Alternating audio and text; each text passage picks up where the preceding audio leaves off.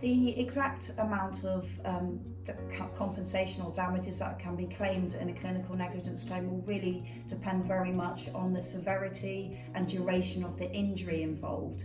It will be largely dependent on the expert medical evidence in relation to the prognosis or outlook of those injuries. Obviously, the more severe and long-lasting an injury, the greater the value of the claim.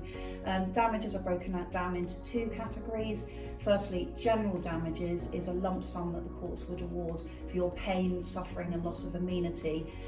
It's not, the valuation of the claim for general damages is not an exact science. We look at the expert medical evidence and then various legal guidelines and other similar decided cases to value your claim for general damages.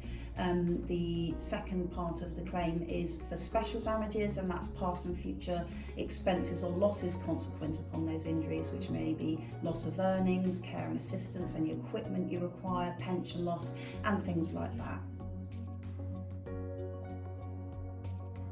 The general rule is that court proceedings must be issued within 3 years of the negligent event. This is called the limitation period and is governed by the Limitation Act 1980.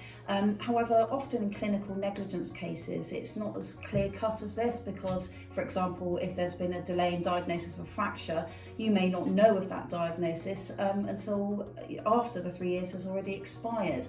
So the Limitation Act does state in those circumstances that the 3 years can start to run from your date of knowledge of essentially that you have suffered an injury in consequence of potential negligence, that you have potentially suffered a breach of duty of care and you know the identity of that defendant.